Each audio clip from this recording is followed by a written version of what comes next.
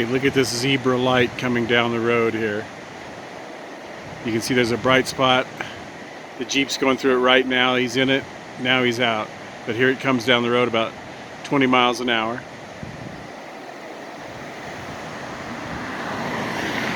And we're in it. Now it's bright sunshine. Now another piece of shade. Now bright sunshine again. And another piece of shade.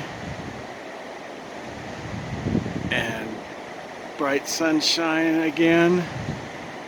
So the way that you would deal with that as a photographer is when the sun comes and everything brightens up, you just roll your shutter speed up from say 800 to 1600, or roll your ISO down from 800 to 400, something like that, but you have to adjust for each one of those changes in light. So this is Joel, your photo troll. I'll see you down the river.